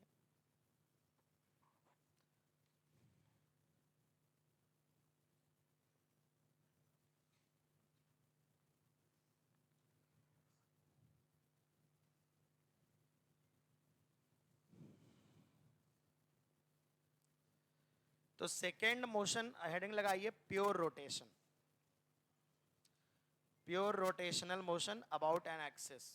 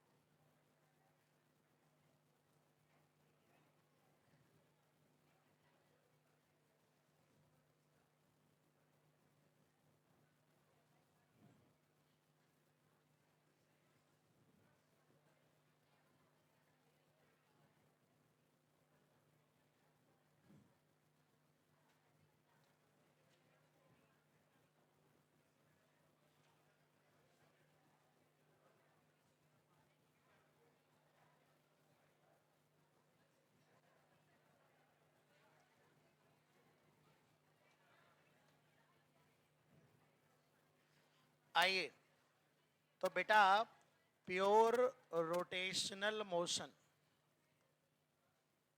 बेटा बात नहीं, बात नहीं। तो जब भी कोई बॉडी बेटा प्योर रोटेशनल मोशन करती है किसी एक्सिस के अबाउट, मान लो इस एक्सिस के अबाउट बेटा ये प्योर रोटेशन कर रही है ओमेगा से, तो प्योर रोटेशन मोशन एक ऐसा मोशन होता है जिसमें बॉडी के सभी पार्टिकल, जैसे मान लो ये पार्टिकल r डिस्टेंस पर है, तो ये इस एक्सिस के चारों तरफ एक सर्कुलर मोशन परफॉर्म करेगा।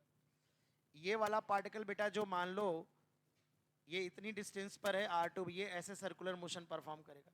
तो जब कोई बॉडी किसी एक्सिस के अबाउट प्योर रोटेशन करती है, जैसे ये फैन का मोशन हो रहा है, तो ये इस रॉड जो लगी हुई है इस एक्सिस के अबाउट कैसा है, pure rotation.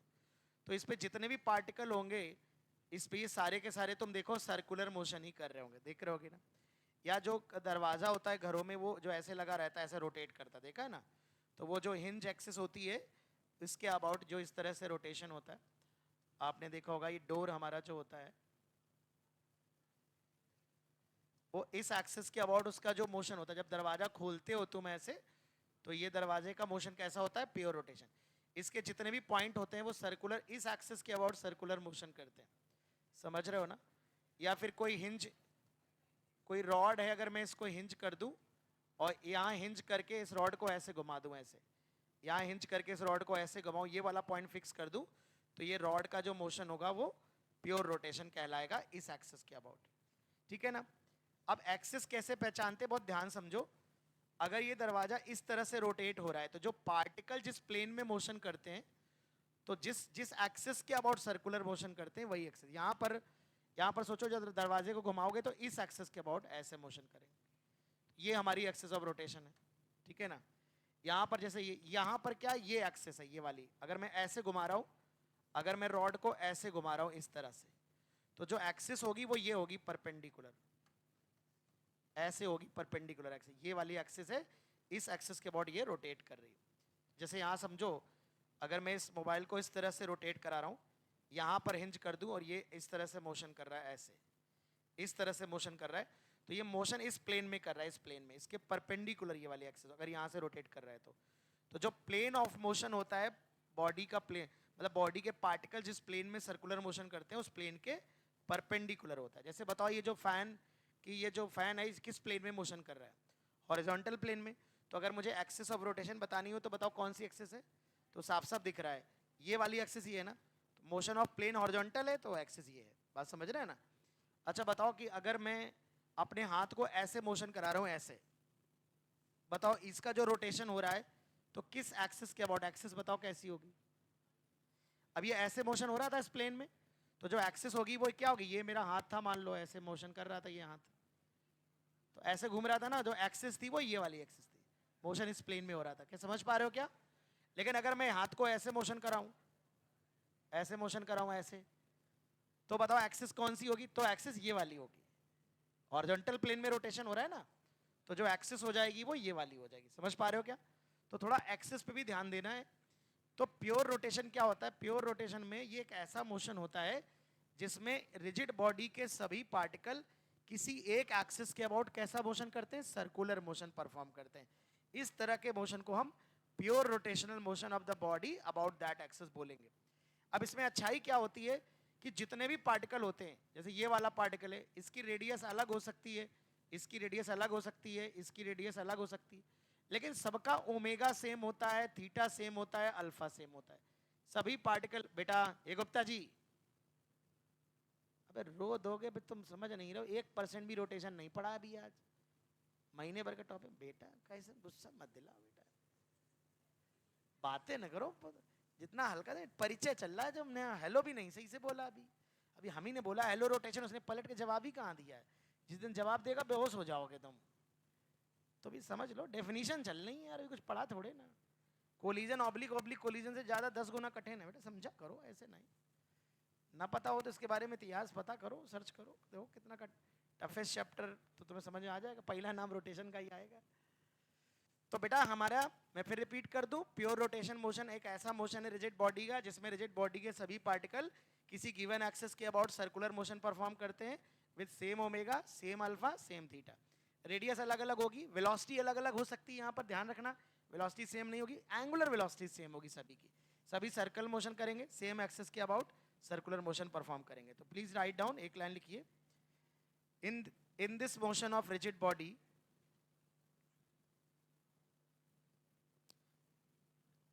in this motion of rigid body, all the particles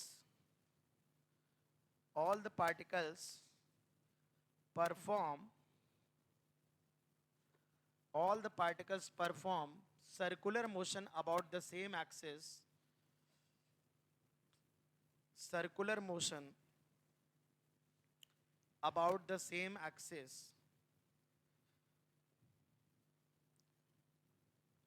next point लिखें, at a given time instant, next point है ये, at a given time instant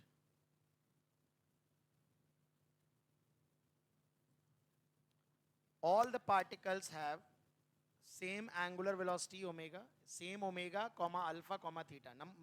symbols के मीनिंग तो समझते ही होंगे, शॉर्ट में लिख लो।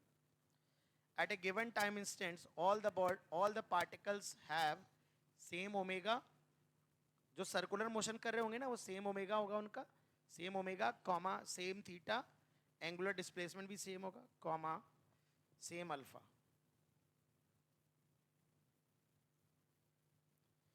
Same omega comma same theta and same alpha.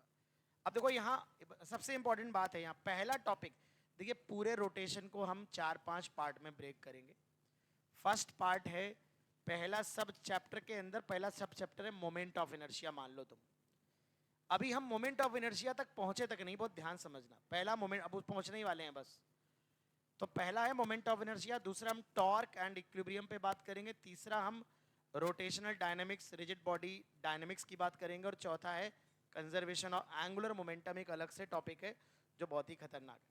तो बच्चों सुनो, अगर मुझे किसी बॉडी की काइनेटिक एनर्जी लिखनी हो, इसे हम रोटेशनल काइनेटिक एनर्जी कहेंगे बेटा, इसे रोटेशनल काइनेटिक एनर्जी कहेंगे, के रोटेशनल। मेरी बात ध्यान पूर्वक सुनना, हमने क्या पढ़ा है, हमें पता है बॉडी की काइनेटिक एनर्जी तो हम जानते ही नहीं है, हम पार्टिकल की जानते हैं, हाफ mv²। तो हमने कहा इसमें अरबों खरबों पार्टिकल हैं, सबकी हम लिखे ले रहे हैं। तो हमने कहा सर पहले वाले पार्टिकल की होगी हाफ m1v1², दूसरे वाले की होगी हाफ m2। चूंकि यहां स्पीड नहीं सेम है, यहां ओमेगा सेम है, ध्यान रखो। ऐसे हमने कहा सर बहुत सारे इनफाइनाइट पार्टिकल, तुमने कहा ठीक है। तो हमने कहा कुछ और देखो, कुछ सिंपल बनाओ। तो तुमने कहा कि सर सभी का ओमेगा सेम है, तो जो v1 होगा वो r1 ओमेगा होगा, जो v2 होगा वो r2 ओमेगा होगा, जो v3 होगा वो r3। यानी सारे पार्टिकल उसी एक्सेस के अबाउट सर्कुलर मोशन कर रहे हैं सर, सबका ओमेगा सेम है सर, रेडियस अलग अलग है, इसलिए सबकी स्पीड अलग अलग है सर। तो हमने कहा कोई नहीं, निकालो। तो हम क्या कर रहे हैं, v1 v2 की वैल्यू ध्यान देना जरा, ओमेगा के टर्म में लिखे दे रहे हैं।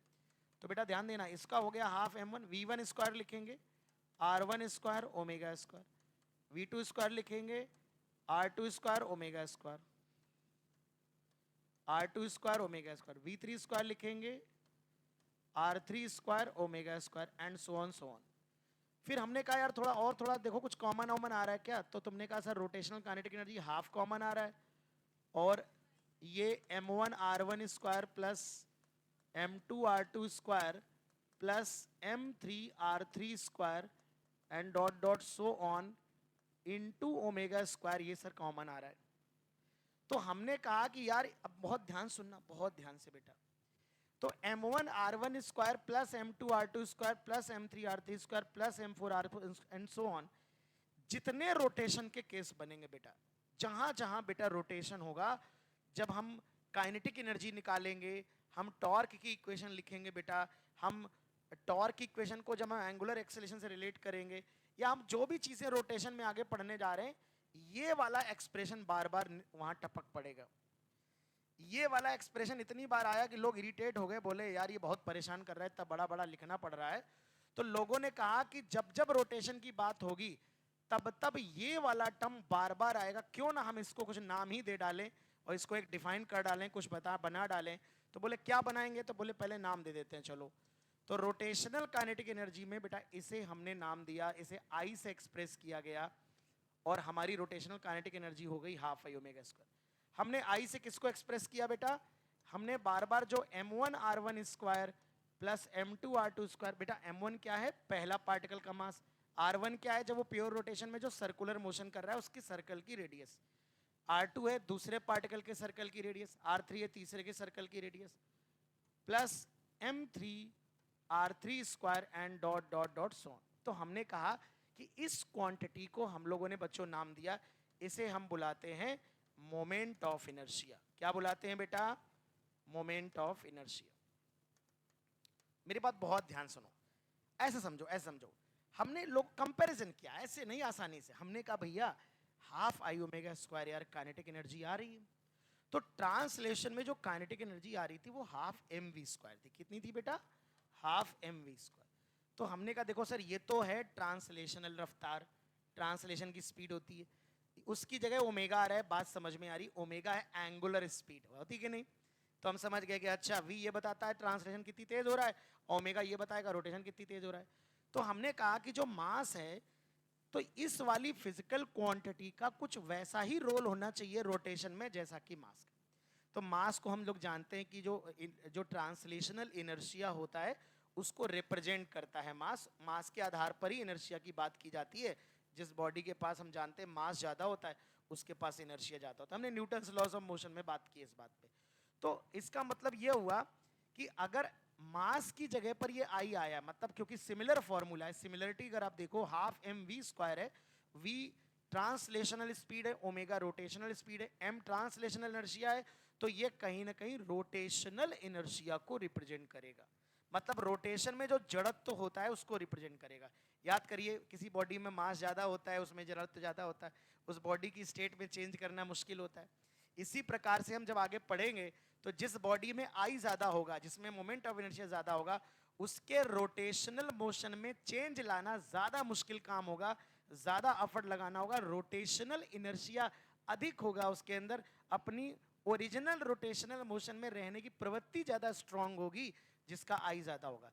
तो हम लोगों ने समानता को देखते हुए आई को सबसे पहले नाम दिया रोटेशनल इनर्शिया। क्या नाम दिया बेटा, रोटेशनल इनर्शिया।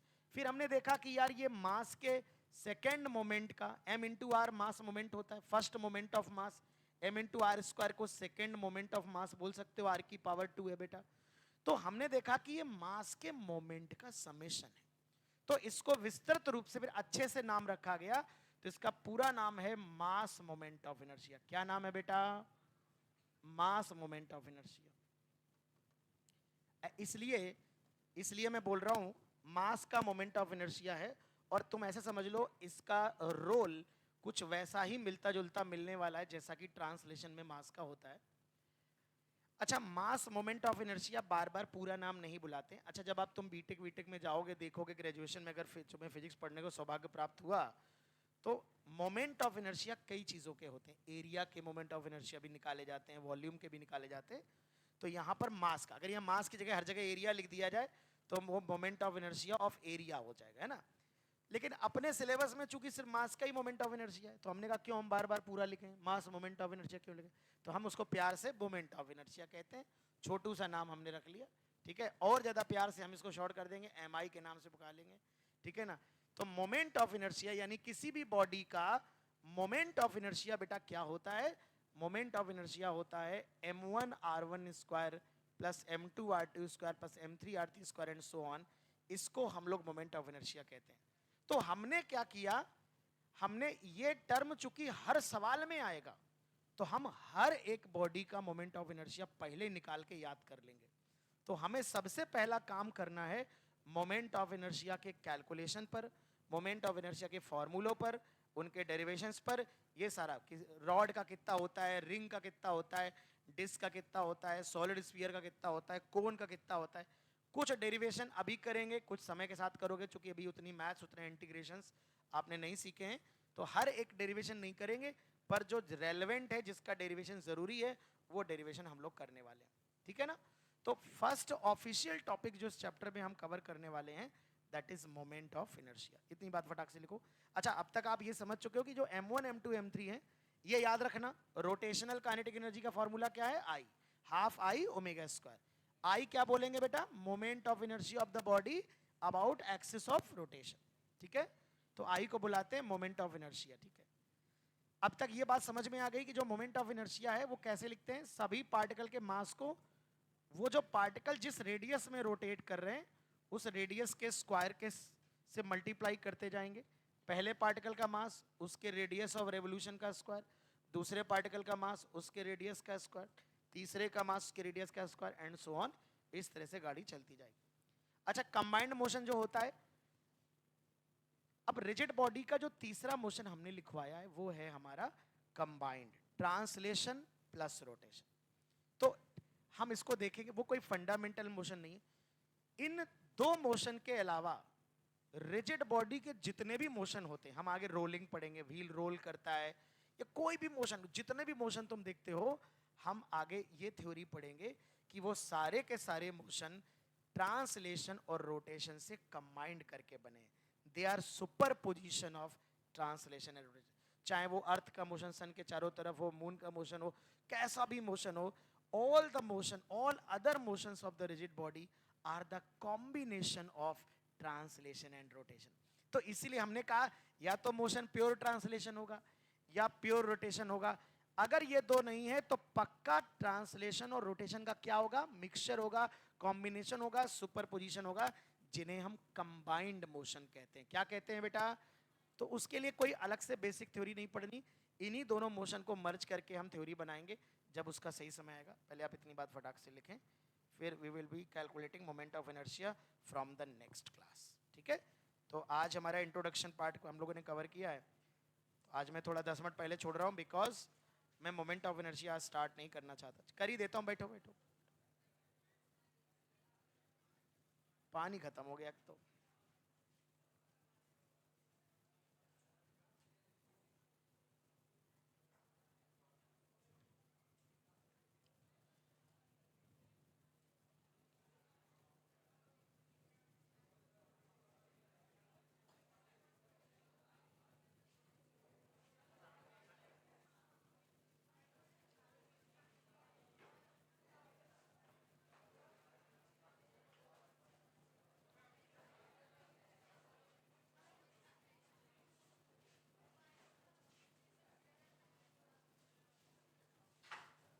क्या है, क्या है तुम लोग हैं?